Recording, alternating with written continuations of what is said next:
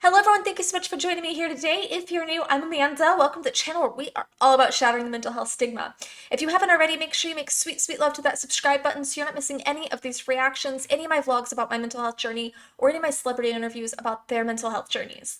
Today's reaction isn't a request from a Patreon, but I will go ahead and link that in the description below so you can see what I'm up to with my mental health outreach, jump on live streams with me, get priority song requests, get personalized pictures, see behind the scenes videos and pictures, and so much more. So make sure you check that out in the description below. Every single dime goes toward my mental health outreach, and I have a pretty huge project in the works that I think is going to make a very big difference in the mental health world. So I am very excited to share that with you in the coming months. But right now, I am going to be doing Welcome Home Sanitarium by Metallica. So I just wanted to continue on my Metallica journey.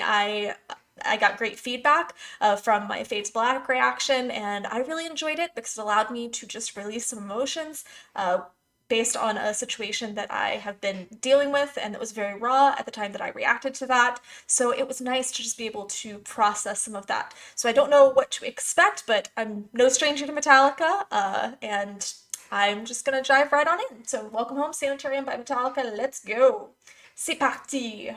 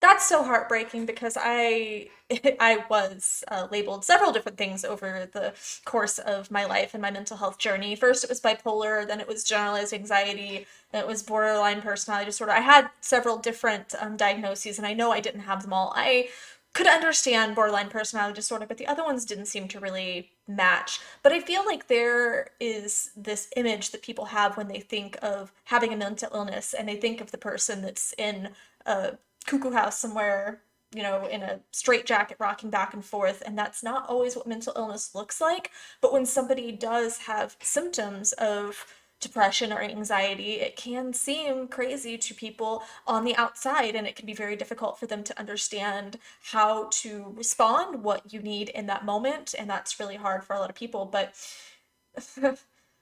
I can understand what it feels like when you're just stuck in time. It almost feels like you're just repeating the same day over and over and over, or you're just repeating the same trauma over and over because you could be stuck in your head with that trauma. So that definitely resonates with me. I love how Metallica has their own sound. I don't know what it is, but I can just hear 10 seconds of Metallica and know that it's Metallica. And I have to say, without voices, I'm not like that with most groups, with most bands or most performers. I'm not really like that, so I don't know specifically what it is, but Metallica does have their very own distinct sound that I rather like. I was looking at the image, the cover of this album, that's very heartbreaking, the dog tag and the helmet. That's really sad. And my dad was a Vietnam vet, and I know several people who either lost their lives or came back very different after seeing what they saw there. And while I can't personally relate to that, I know that there is a very specific trauma that comes with having served, having seen war, and I have a lot of respect for all those that have served. And right now, We are going through a very big situation in Afghanistan, and I just want to take a moment to send my love and my respect to everyone that has fought there, all of the people right now that are trying to survive there. I hope that we can move forward in the right direction and save people. Dream the same thing every night. I see our freedom in my sight. No locked doors, no windows barred, no things to make my brain seem scarred.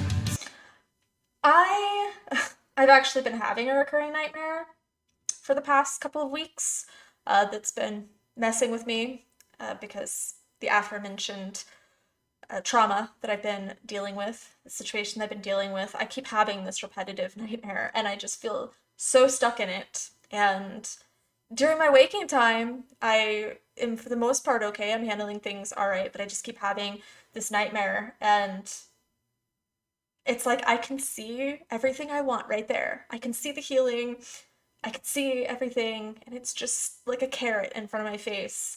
And it's extremely frustrating. I remember feeling like that when I was in the worst of my depression, where, I saw the help. I saw other people living happy lives. I saw that it was possible on some level because other people were happy. But then I just kept going, is it me? Am I just insane? Am I mentally deranged? So I had a lot of doubt in myself, but I did feel trapped in my own world, and the no locked doors, no windows barred.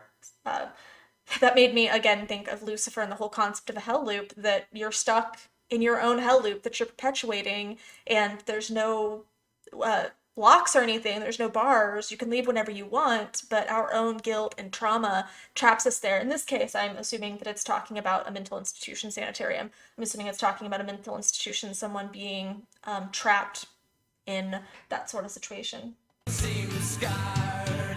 Sleep, my friend, and you will see the dream is my reality.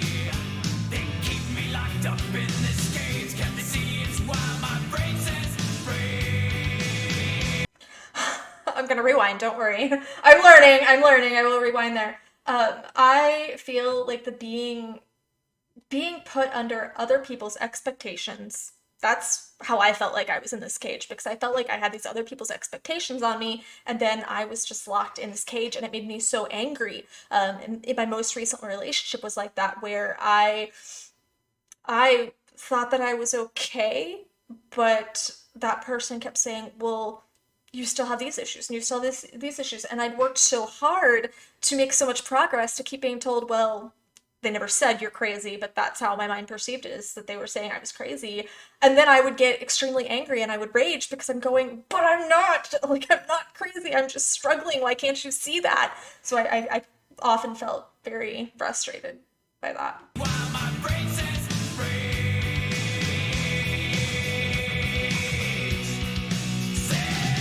Sanitarium. Leave me be. Sanitarium.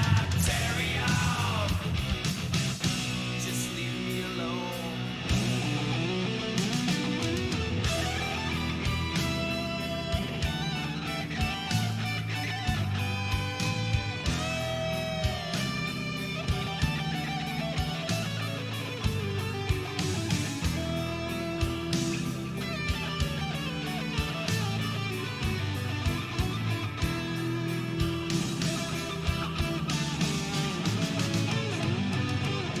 With my fear of what's out there, cannot breathe the open air. Whisper things into my brain, assuring me that I'm insane. What was I just saying? What was I just saying? People telling me that I'm crazy, people telling me I'm insane, people. I feel that I had more anxiety and depression from other people telling me that I was anxious and depressed than I had on my own. And I don't know if that resonates with any of you, but I know there was a lot of times where the worst of my anxiety came from me being afraid what other people were going to think of my anxiety. And I know that's a very weird catch 22, but I would have panic attacks being afraid that I couldn't control my panic attacks. And if I was around people that made me feel crazy, that made me feel like I was different, and not different in the way that I embrace, but different in a broken sort of way, that would really set me off. And I feel like in many ways, I was more agoraphobic because of other people judging me and saying, well, you're gonna look crazy to all these people. Like, people, you're not normal, you're not okay. So then I was constantly afraid of someone else seeing me like that after being told over and over and over, or shown, or someone suggesting that I wasn't normal. I got to the point of accepting it and saying, okay, well, I'm not normal. I don't want to be around other people. I don't want to be seen.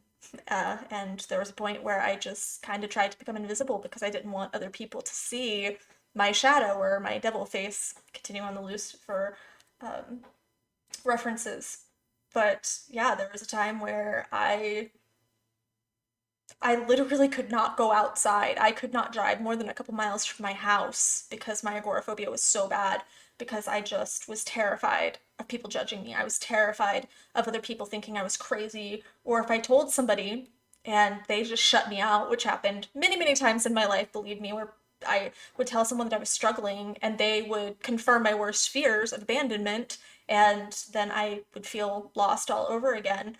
But yeah, I feel like I got told that I was insane more than I actually felt insane. Not that I did not feel very crazy in my time, but I feel like the the stares of other people made it so much worse. Insane. They think our heads are in their hands, but violent use brings violent plans. Keep him tight, it makes him well. He's getting better, can't you tell? No more can they keep us in. Listen, damn it, we will win. They see it right, they see it well, but they think this saves us from our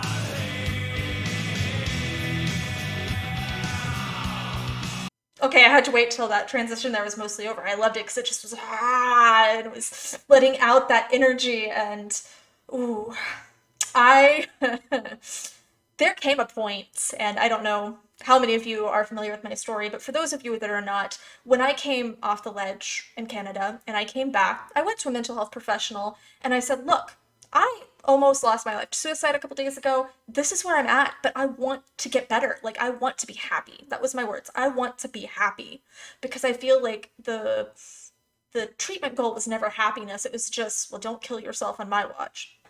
So I told her that I wanted to be happy. And she looked me in the eyes and said, that is not possible for someone like you with your disorder. That is what lit the fire under me. That, I think, was exactly what I needed to hear. But imagine if I hadn't been in that place where this woman is telling me, you're never going to be happy. For someone who was just about to lose their life to suicide, who was literally about to jump days before this, tells me, you're never going to be happy. I am now, so can I do this on YouTube? Can I say screw you to that lady? Um, please don't screenshot that and put that anywhere. But I just feel like I was so angry, and there was just this revolution in me. And I'm assuming that it's referencing the inmates, which I think is a terrible word for people in a mental institution or a center like that. But back in the day, that's how they were treated. Back in the 60s, they were electroshocked, and they were doing hydrotherapy, which is, to me, it sounds an awful lot like waterboarding, but the things that they were doing were torture and horrible. And it did finally take the system rising up, the people in some cases rising up, for these places to finally get shut down. But it was awful. It was literally like being in a cage, even though there were no bars or anything. It was like being in a cage for these people, and that's awful. But that's what it sounds like to me. And I do think that we are winning. I do think that we are making a lot of strides with mental health, and I am going to be a part of that movement. I'm going to be a part of that mission. I'm going to continue helping people revolt against the system and revolt against their own shadows in their minds, because I know your mind can be a very dark place to be when you're depressed, when your mind turns on you. And gosh darn it, I'm going to help people fight back against their shadows like I fought against mine. But yeah, I they thought at that time, I do believe that there were people that actually thought that that was what helped people. I think that they thought that lobotomies and electroshock was what was helping people. That was what was better for these people. And obviously now we know it's not. We are progressing.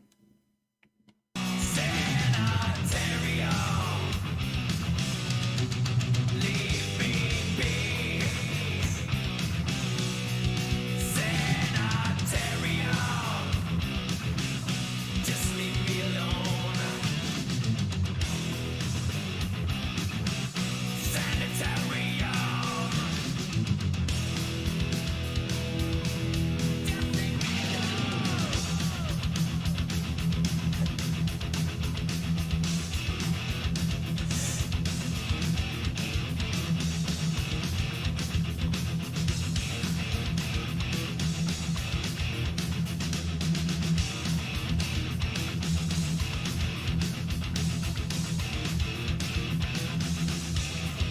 fear of living on.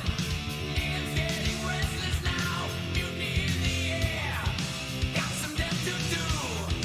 Mirror stand back high.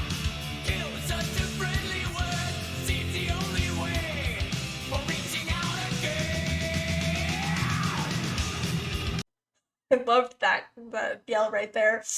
I've had the fear of living on where for me it was just I had to turn on myself in a way. I had to turn on that voice in my head. I had to finally stand up. Actually, it wasn't like I turned on her. In my case, it was like I finally turned around and faced her and said, "You know what? You're not going to scare me anymore." I turned around, I faced my depression, I faced my shadow, and I said, "Thank you. I know that in your own way, you are trying to protect me.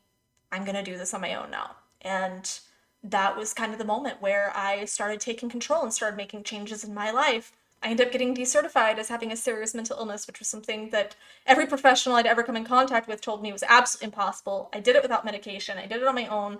I understand some people need medication, but I rose against. I rose against the system. I rose against my professionals. I rose against myself. So my mutiny was kind of against that, you know? Got some death to do.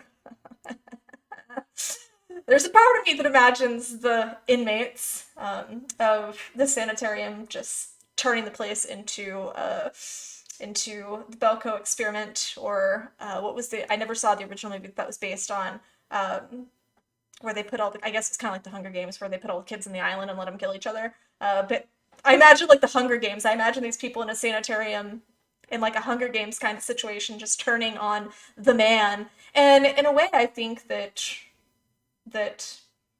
I'm not saying actual murder is right, but I do think sometimes we just need to kill ideas that aren't serving us or society anymore.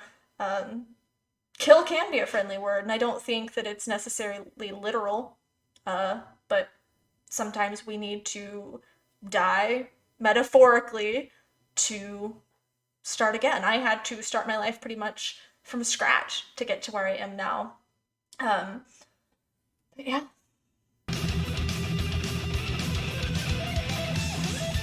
So much energy! So much energy!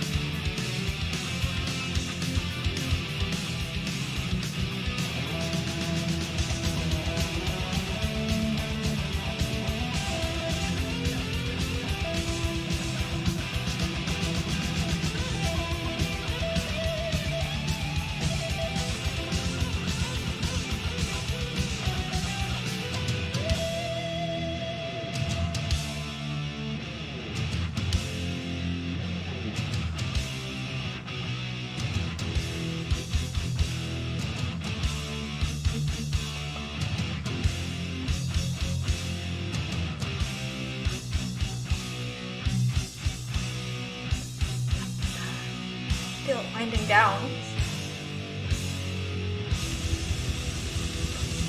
Drum roll, please. I'm not a drummer.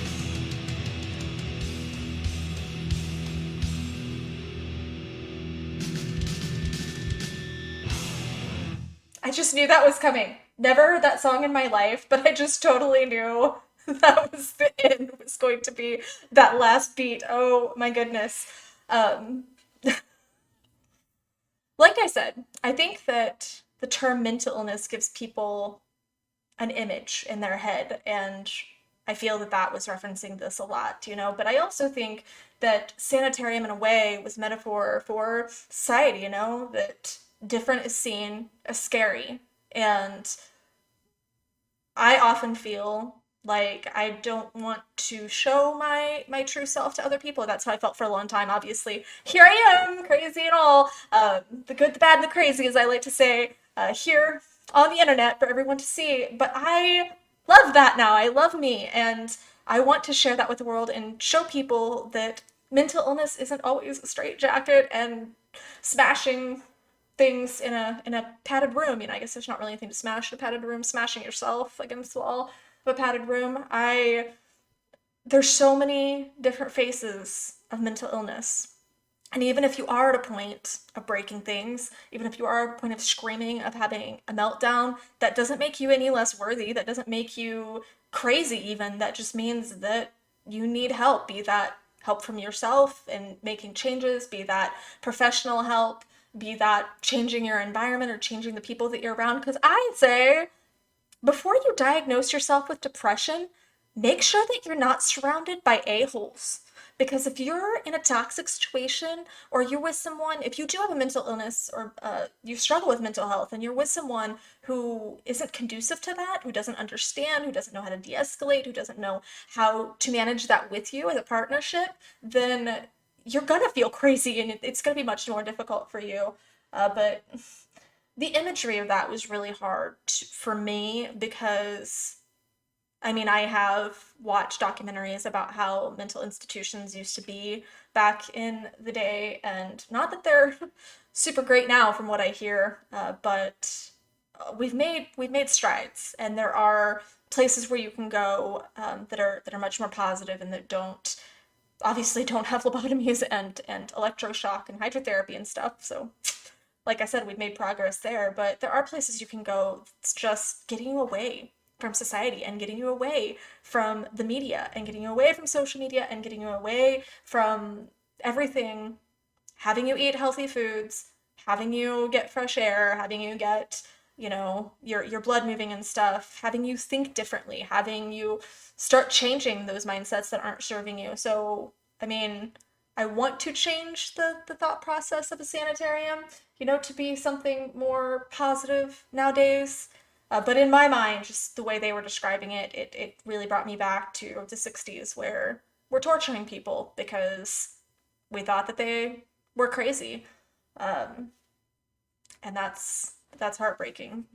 But as always, now that you've seen and heard my part of the story, I want to hear your parts of the story. So make sure that you share your story wherever you're at with your mental health journey, or maybe you are part of someone else's mental health journey. Make sure to share that in the comments below because that's how we shatter the mental health stigma, is by talking about it. Make sure you also, like I said, make sweet, sweet love to that subscribe button. Click the bell so you're not missing any notifications. Share this. You never know who might need to hear it. And let me know. Just let me know if I can be there for any of you. I read every single comment. If you need to talk to someone, you can always call. I'll list the hotlines below in the comments, but you can always message me if you're just needing to talk to someone, you're needing to share your feelings. This is a safe place without judgment where you can come and talk about whatever it is you've experienced, whatever it is you're going through. Like I said, good, bad, and crazy. I will leave my Instagram and my email in the description below. I love you guys so, so, so, so much. Mwah!